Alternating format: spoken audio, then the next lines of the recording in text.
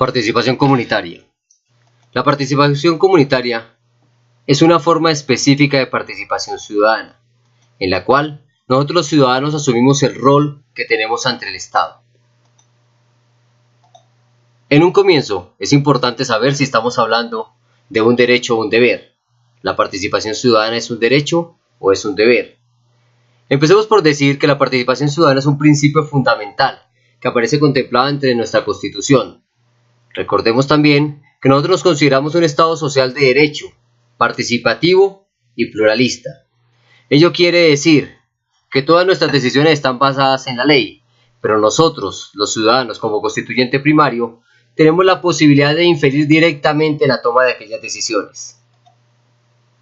Por tanto, estamos hablando que la participación ciudadana al mismo tiempo es un principio y es un deber de todos los ciudadanos.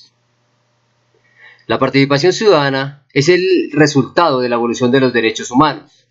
Recordemos que los derechos humanos son todos aquellos que pertenecen a los seres como persona individual, pero también como grupo. En un comienzo, se ha hablado de los derechos de primera generación, que son aquellos que son considerados como los derechos civiles y políticos. Allí se encuentran algunas características como el derecho a la vida, actualmente el derecho a la salud, el derecho al buen nombre, el derecho a la intimidad, por mencionar algunos. Más adelante, cuando las urbes empiezan a fluir, cuando la industrialización es una realidad, se empieza a hablar de los derechos de los trabajadores, de los derechos de los grupos, de los derechos sociales. Entonces nos encontramos ante los derechos económicos, sociales y culturales, que son todos aquellos que buscan defender los derechos de los grupos como tal. Como ejemplo tenemos el derecho a un trabajo digno, el derecho a la libre asociación. En tiempos más modernos se está hablando de los derechos de tercera generación, que son todos aquellos que tienen que ver con los colectivos, con la parte solidaria. Entonces allí encontramos algunos hechos como el derecho a la paz, el derecho a un ambiente sano.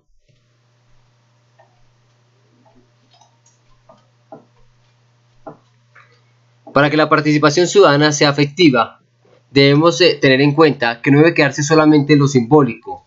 El ideal de la participación es que a través de ella las comunidades logren llegar a aquellos sitios en los cuales se hacen las tomas de decisiones, es decir, que hagamos parte de las instancias que deciden el futuro de nuestras comunidades. Hay prácticas específicas que nos pueden ayudar. La primera es la construcción de ciudadanía. Luego tendremos lo que es el fortalecimiento de la cultura participativa. Luego vamos a tener que fortalecer las instituciones. Y por último, vamos a tener que trabajar en los temas de inclusión social. Pero participar no es fácil. Siempre que se trate de participación vamos a encontrar distintos tipos de trabas o de dificultades que nos van a impedir lograr una participación efectiva.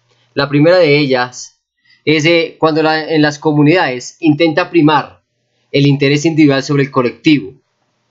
Una segunda forma es cuando las comunidades participan mediante la opresión o mediante la manipulación.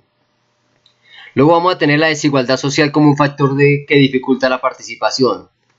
Muchas comunidades se abstienen de participar porque desconocen sus derechos y desconocen las instancias a las cuales deben llegar. Luego vamos a encontrarnos la disyuntiva que existe entre la administración, entre la gestión pública y las comunidades. Ese canal de comunicación se encuentra roto. Por último, debemos decir que las organizaciones comunitarias han presentado un comportamiento en el cual no son sostenibles en el tiempo. Entonces encontramos cómo aparecen y efímeramente en poco tiempo terminan desapareciendo. Eso las hace ver débiles ante la gestión pública.